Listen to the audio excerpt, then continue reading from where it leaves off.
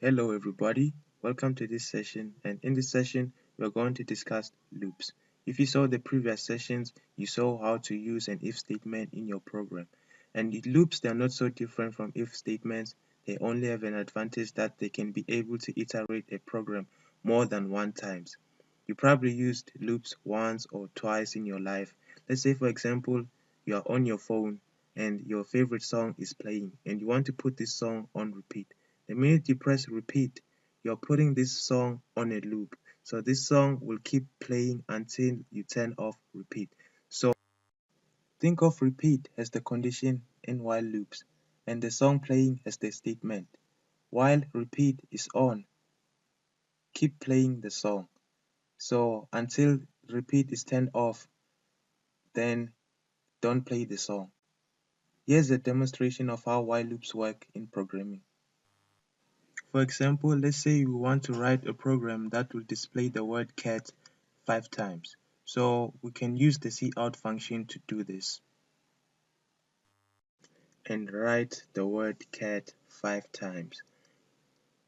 But this is not a bad programming concept or approach because it will give you exactly what you want. So it's not bad at all. I'm not saying it's bad, okay? But we have a rule in programming and it's called DRY, which stands for don't repeat yourself. So as you can see here, I am breaking the rule. I have repeated myself 5 times. So I have broken the rule 5 times. As you can see, grandma will be happy with this because we did what she asked us to do. But this is not good because we have broken the rule of good programming principle, which is DRY, which is don't repeat yourself. So this is where while loops come to play in part.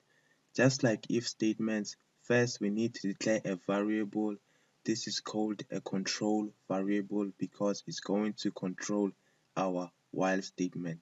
And we are going to put this variable inside this condition space and we are going to give it a condition.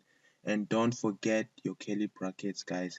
And we're just going to write the word cat only one time. Now we have kept our dry rule. So let's run this and see what's going to happen.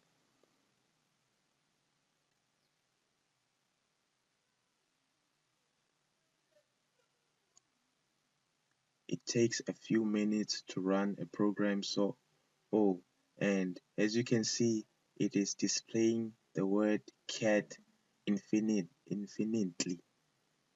Well, why is it doing this? That's because our condition is always true no matter what.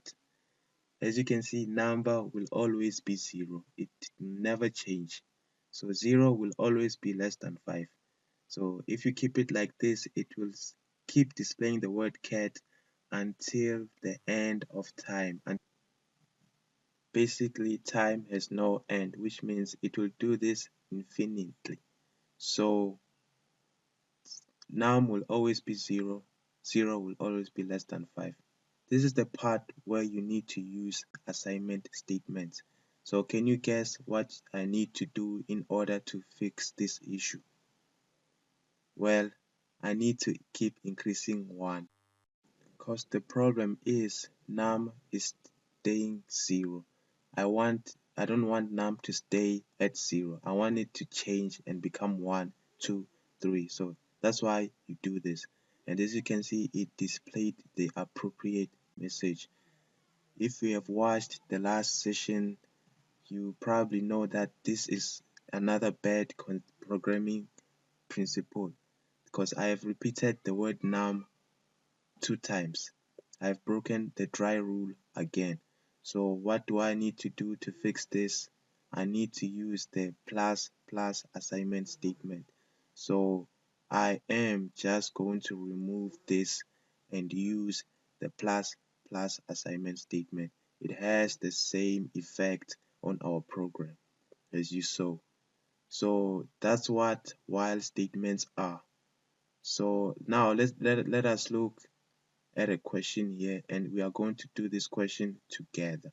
It says write a program that will display numbers from 1 to 5. For example, it should display numbers from 1 to 5, 1, 2, 3, 4, 5. So if you want, you can pause this video and do it yourself. So right now what we need to do is initialize a variable called num, and this will be our control variable, and we're going to give it a value of 1, and we are going to give it a condition that while it's still less than 5, open close curly brackets, I want you to display this number. And then we are going to write our assignment statement because we don't want it to go into infinite.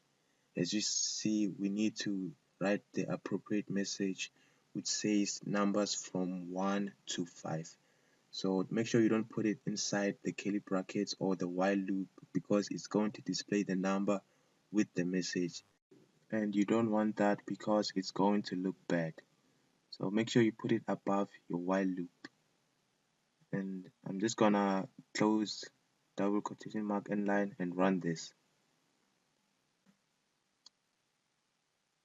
As you can see, we got the desired output. So I hope you understand how to use while loops. Here's a question you have to do on your own. It says write a program that will calculate and display the timetable of 9 from 1 up to 10 using a while loop. The output should look something like this. This is a very simple program, guys. It should only take you a few minutes. Good luck.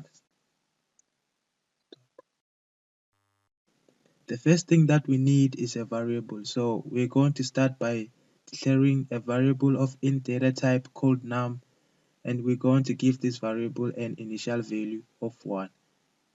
Then we are going to write our while loop, and we are going to give it a condition.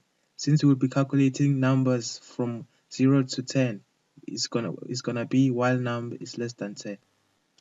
Remember that 9 times can never change throughout the timetable, so you can write it as a string. It's safe to do it like this. Right next to that, we're going to write the num. And remember, the num is the count from 0 to 10, so it's safe to put it there. And right next to that, we're going to put an equal sign, and then we're going to times num times 9. Then we're going to put n line to skip a line. So it's quite easy. You are almost done with the statement. All you need is to keep num up to date by using the plus plus assignment statement, and we are going to run this.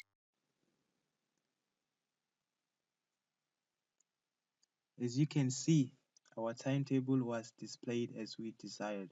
If you didn't understand some of the stuff, I would advise you to pause this video or rewind and go and analyze some of the code.